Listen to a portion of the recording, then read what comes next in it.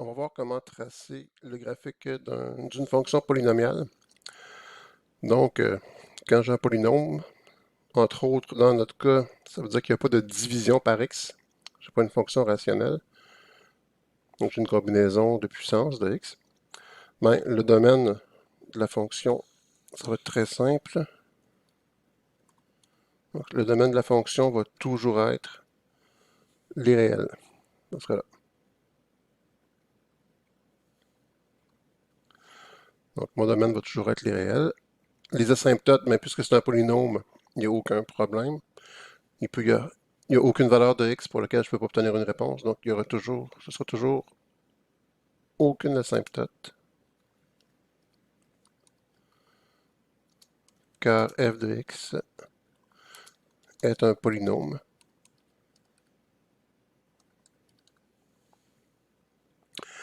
Maintenant, bon, trouver la dérivée première ainsi que les valeurs critiques de la fonction.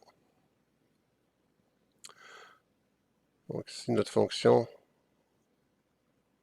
c'est f de x égale x3 sur 3 moins x2 moins 3x.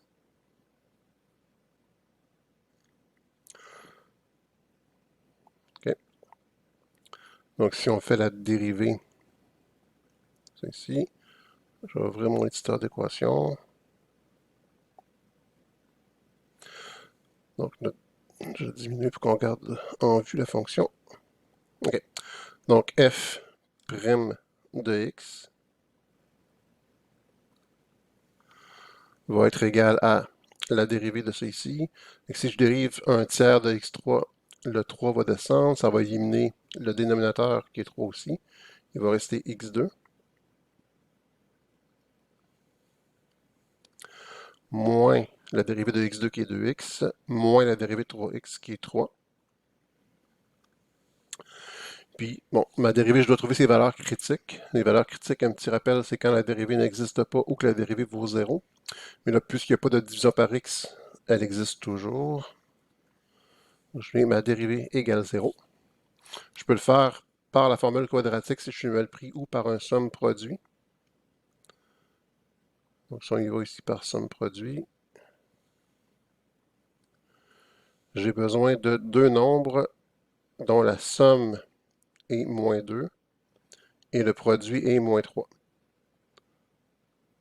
On pourra avoir moins 3 et 1. Donc, moins 3 plus 1, moins 2, moins 3 fois 1, moins 3. Maintenant, quand j'ai un produit qui donne 0, c'est que un ou l'autre des termes du produit vaut 0. Fait que si c'est x moins 3 qui est égal à 0, j'ai donc x égale 3. Et j'ai une autre valeur critique.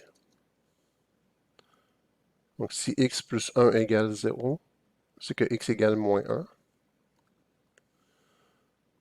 Donc ça, c'est mes valeurs critiques. Ce sont mes valeurs critiques. Donc x égale 3, x égale moins 1. Fait que c'est les candidats potentiels pour des extrémums, soit minimum ou maximum relatif.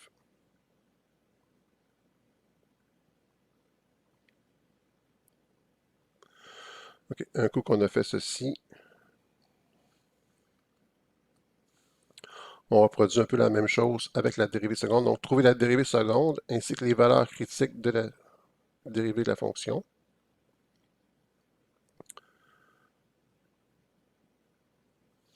Dans ce cas-là, ici, ça va être f' de x égale, je vais dériver ma dérivée première. Donc, je vais dériver x2 moins 2x moins 3. Je vais avoir 2x moins 2. Je mets ça égal à 0 pour trouver ma valeur critique dans ce cas-là. Donc ici, évidemment, on pourra encore y aller par factorisation ou par résolution directe en disant 2x égale 2, donc x égale 1. Sinon, on pourrait faire le petit truc ici. Je vais mettre 2 en évidence. Il me reste x moins 1 égale 0. Évidemment, 2 ne peut pas être égal à 0. Donc, j'aurai une seule valeur critique. Soit x égale 1. Comme ceci. C'est bon. Fait que dans l'ensemble, j'ai trois valeurs critiques. X égale 3, x égale moins 1, x égale 1. Maintenant, un coup qu'on a déterminé ça, on peut aller remplir le fameux tableau analytique. C'est ça qui est long à faire dans le problème. Si on regarde comment ça fonctionne, j'ai une rangée pour x, une rangée pour f de x, une pour f'' de x et une pour la fonction f. Puis je vais venir me mettre des colonnes. En fait, la première ligne qui est sous le x ici, c'est la droite des réels. Ça va? Et sur cette droite des réels, je vais aller placer dans l'ordre numérique l'ensemble de mes valeurs critiques. Donc là, je vais passer à une animation PowerPoint pour continuer. OK, donc le tableau se présente comme ça. Fait au début, je mets mes valeurs critiques dans l'ordre numérique. J'ai -1 que je vais encadrer par 2 lignes pour en faire une petite colonne, comme ça ici. Je me laisse de l'espace. Je mets la prochaine valeur critique dans l'ordre numérique qui était 1. Je l'encadre pour en faire une colonne.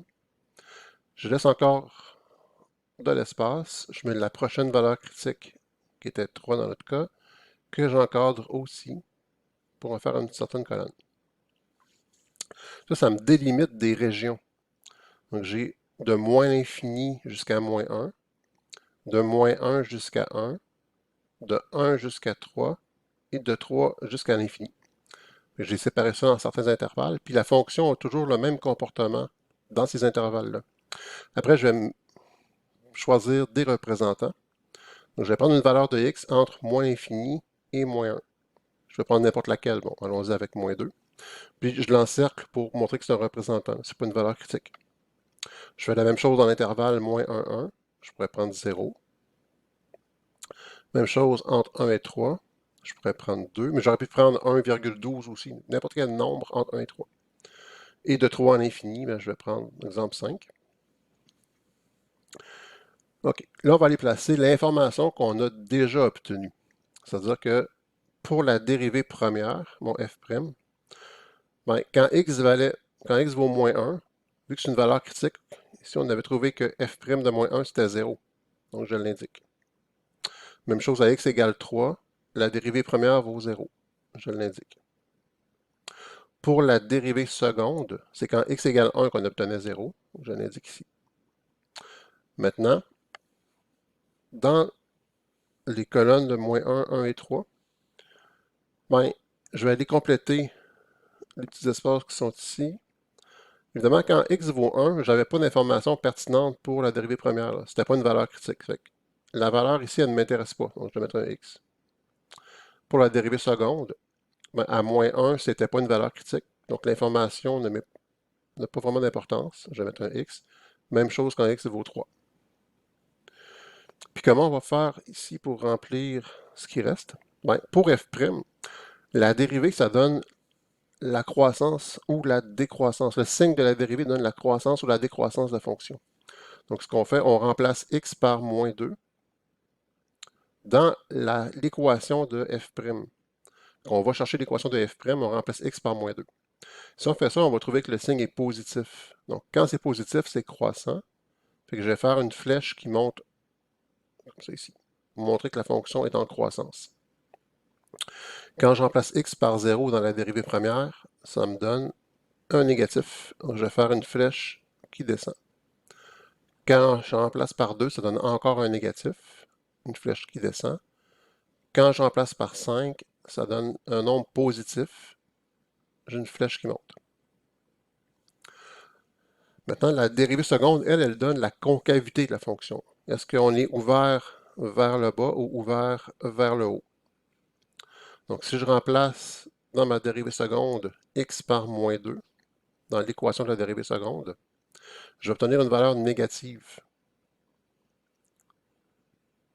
Et si on se rappelle, là, le f'' c'était 2x moins 2, fait que 2 fois -2, -4, -4, -2, -6, c'est négatif. Donc, quand c'est négatif, c'est comme si j'avais un petit bonhomme triste. Ça fait que je fais un sourire à l'envers. Quand x égale 0, c'est encore négatif. Donc, j'ai encore un petit bonhomme qui boude. Quand x vaut 2, Ben, 2 fois 2, 4 moins 2, 2, c'est positif. Donc, quand on est positif, on sourit. Je fais comme un sourire, donc je suis ouvert vers le haut. Puis même chose, quand x vaut 5, ça donne un nombre positif. Fait que j'ai comme un sourire encore, une ouverture vers le haut. Maintenant, dans F, on fait la synthèse des deux lignes précédentes. Donc ici, je suis en croissance, mais avec une ouverture vers le bas. Donc, on va toujours mettre la moitié du genre de sourire, ou baboune. Donc, la première moitié ou la deuxième moitié correspond à une croissance, ben c'est la première moitié qui correspond à une croissance. Je vais mettre ça ici. Maintenant, quand x vaut 0, je suis en décroissance avec une ouverture vers le bas. Donc, est-ce que c'est la première moitié ou la deuxième moitié? C'est la deuxième moitié qu'il faut prendre. Donc, je suis comme ça ici. Maintenant, si on vient entre 1 et 3, quand x valait 2, je suis décroissant avec une ouverture vers le haut. Je vais avoir la première moitié, c'est elle qui descend. Je fais la moitié du sourire, comme ça. Première moitié du sourire. Puis dans le dernier intervalle, j'ai une croissance avec un sourire vers le haut. Donc, c'est la partie qui est ici qui est croissante. C'est celle que je trace. Ça va me déterminer quoi? Ben, on voit que quand x vaut moins 1, c'est quoi la nature du point qu'on a? On voit qu'on a un maximum à cet endroit-là. Pour savoir c'est quoi la hauteur du maximum, ben, je vais aller remplacer x par moins 1 dans f, dans la fonction de départ. Je vais mettre l'approximation numérique parce que c'est des points que je vais mettre sur un graphique, fait que les fractions ne seront pas utiles. Donc si je remplace x par moins 1 dans la fonction de départ, ça me donne 1,67. Maintenant, si on vient à la fin ici, quand x vaut 3, ben, on voit qu'on a certainement un minimum relatif. Donc min. Je remplace dans f x par 3, ça va me donner moins 9. Puis ici, c'est quoi? En fait, ça a l'air d'être une asymptote, mais il n'y a pas d'asymptote, on l'avait dit. En fait, c'est connecté, là. Cette partie-là est connectée à cette partie-là, cette partie-là est connectée à cette partie-là, et cette partie-ci est connectée à cette partie-ci. Donc, j'ai un changement de courbure. J'étais courbé vers le bas, puis soudainement, je me mets courbé vers le haut.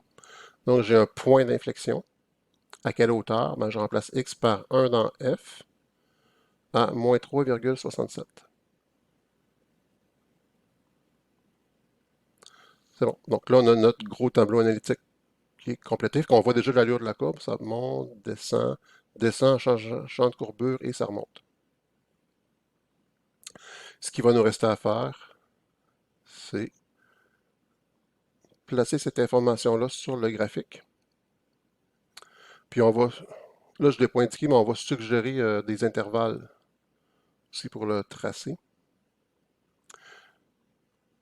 Et ce sera l'objet d'une prochaine vidéo.